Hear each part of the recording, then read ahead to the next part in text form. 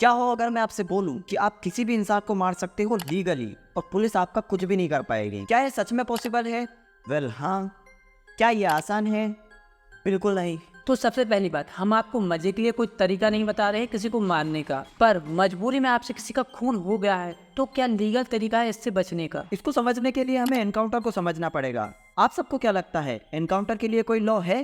Well encounter के बारे में हमें डायरेक्टली कोई लॉ नहीं मिलता है, लेकिन इसे हम इनडायरेक्ट वे में समझ सकते हैं। मतलब कोई भी कानून पुलिस को एनकाउंटर करने की परमिशन नहीं देता है, लेकिन कोई भी व्यक्ति राइट टू प्राइवेट डिफेंस में अपनी जान बचाने के लिए सामने वाले को जान से मार सकता है। पर इसका मतलब यह नहीं है किसी ने आपको थप्पड़ मारा तो आपने उसमें गोली मार दी। बेसिकली प्राइवेट डिफेंस का मतलब होता है अगर किसी व्यक्ति ने आप पर चाकू से हमला किया जिससे आपकी मौत हो सकती है तो उससे बचने के लिए आपने सामने वाले को चाकू मार दी, यह प्राइवेट डिफेंस में आएगा।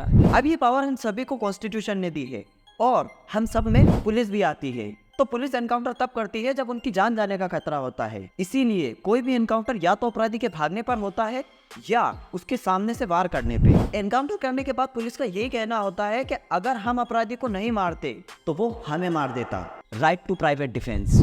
पर एक सवाल आता है कि पुलिस के यह कहने पर कि अपराधी से जान बचाने के लिए हमें उसका एनकाउंटर करना पड़ा, तो क्या कोर्ट यह बात मान लेता है? तो इसका आंसर है नहीं।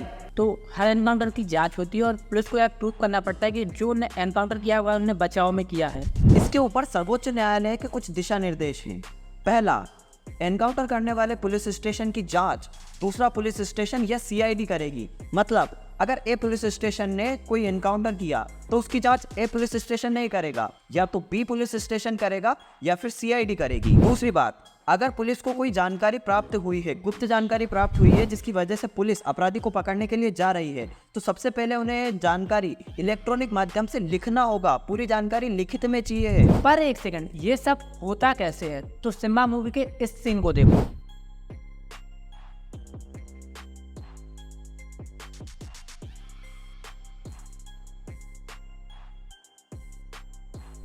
अब सीसीटीवी फुटेज में यह क्लियर दिख रहा है कि इन दोनों के हाथ में गन थी और अगर पुलिस वाला सिम्बा गन नहीं चलाता तो ये दोनों उस पर गोली चला देते। अब इसका से समझ में आता है कि ये जो एनकाउंटर हुआ है यह राइट टू प्राइवेट डिफेंस में हुआ है और जितने भी सारे एनकाउंटर होते हैं वह राइट टू प्राइवेट डिफेंस में होते हैं। तो मैं आशा करता हूँ आपको सारी चीजें समझ में आ गई होंगी। अब मुझे भी इजाजत चाहिए बनाने के लिए कल ही इस चीज को इम्प्लीमेंट करूंगा आपके ऊपर।